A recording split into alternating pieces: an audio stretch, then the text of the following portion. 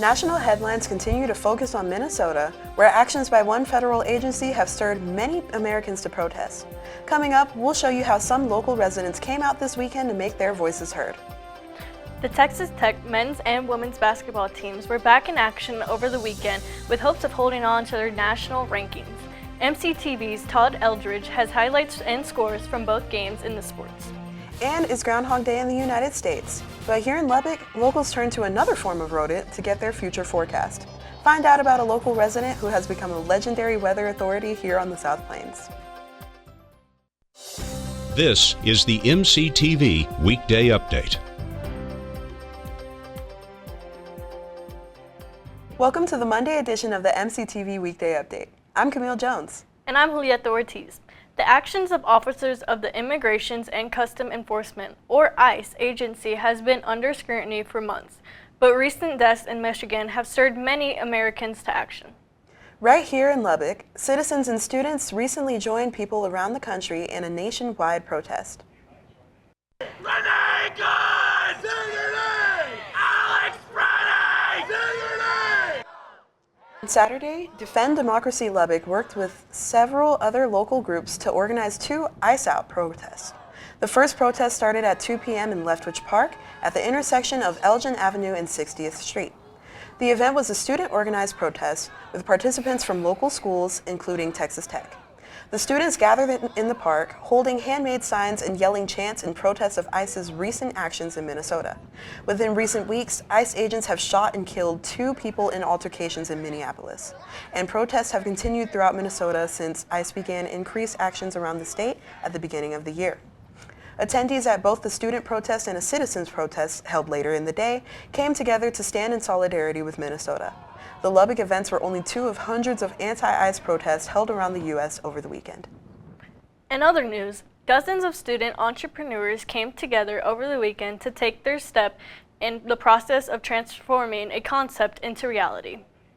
On Saturday, the Texas Tech Innovation Hub hosted the Spring 2026 edition of the Acceleration Hub Camp. The half-day event walked participants through the process of submitting an application to the Texas Tech Accelerator competition and helped them create a strategy to take their concepts to the market.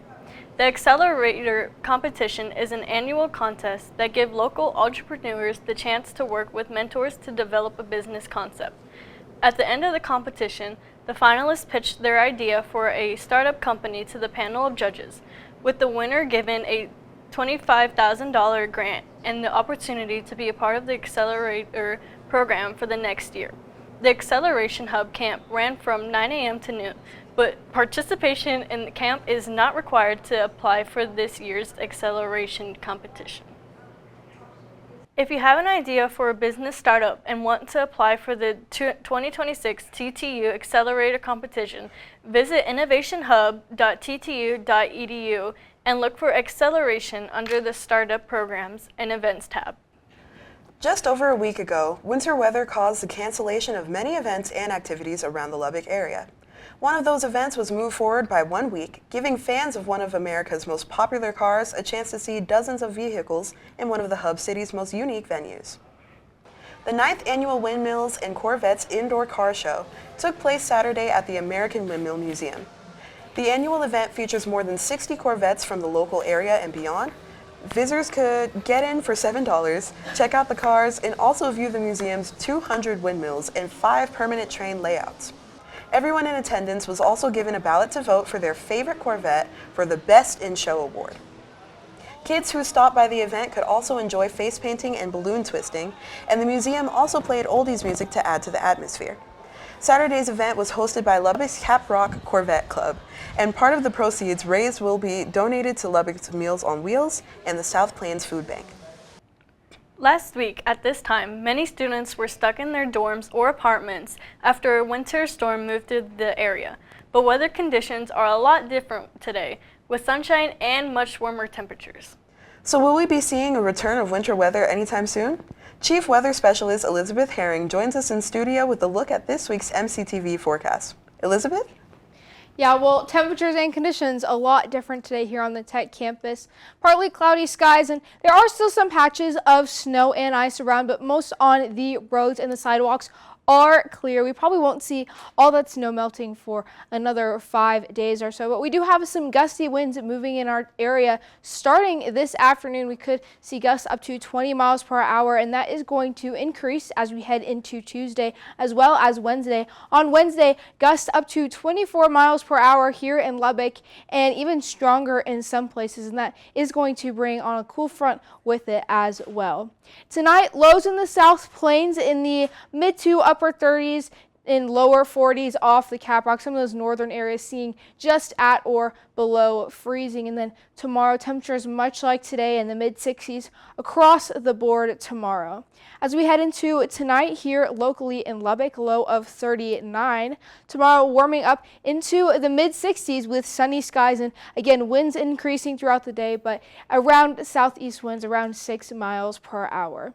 Today was Groundhog Day, and the groundhog did see its shadow, so that is pointing to 6 more weeks of winter. However, our forecast as we head into this weekend as well as next week is telling a bit of a different story. As we head into Wednesday, cooling off 58 with that cool front moving in with those gusty winds. Thursday, 68, almost 70 degrees, and warming up even more as we head into our weekend. Friday, 75, almost 80 on Saturday, in mid 70s as we end our weekend and start our week off next week.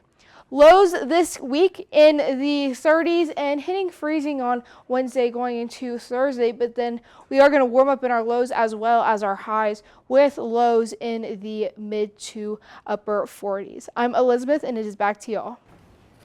Thanks, Elizabeth. The lack of winter weather over the weekend may not have had much effect on a couple teams who hit the hardwood again this weekend, but it worked out great for some current and former Red Raiders who showed off their skills on the diamond. And some Texas Tech stars who lit up the field in the fall are hoping to find their way on the pro rosters before next football season. MCTV's Todd Eldridge has all these stories today in sports. Todd? Thank you, Camille and Julieta. First, we start on the hardwood with 2 upsets over the weekend, but only one of those was in the university's favor. The Red Raiders' 5-game winning streak was snapped by UCF on Saturday as they were down by the Golden Knights 88-80. Tech managed to stay within 4 after the first half, but 18 UCF points off of 13 Tech turnovers proved to be too much for the Red Raiders to overcome. The key to us has been getting more than 4 offensive rebounds, and said it before going into the game. This is a team that's number 1 right now in percentage of getting defensive rebounds. So they've done a great job, and they did it tonight. Today. We just couldn't get a second attempt. The team will look to bounce back in a ranked matchup against Kansas in Lubbock tonight at 8 p.m.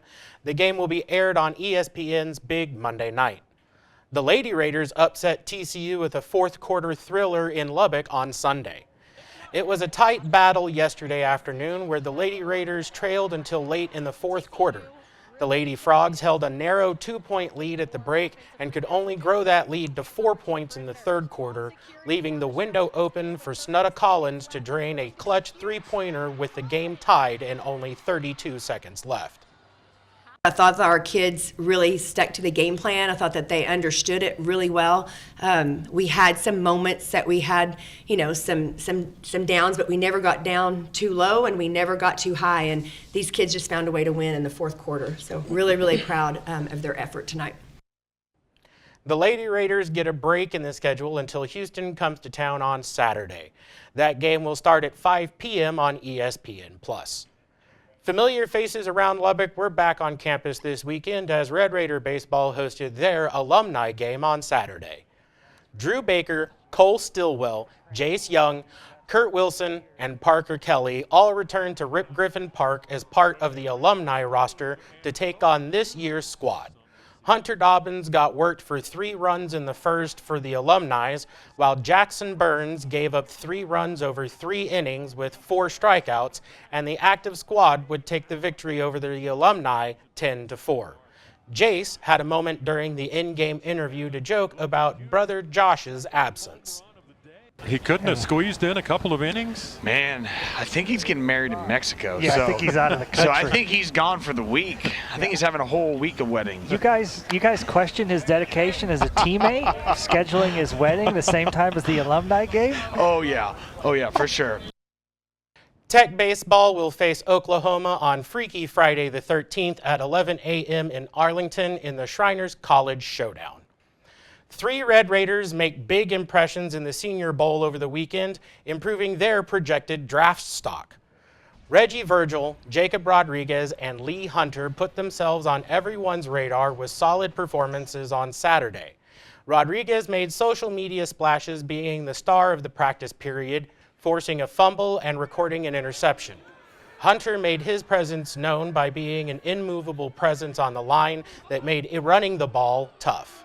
Virgil got noticed for his size and reach, earning tags as a contested catch receiver.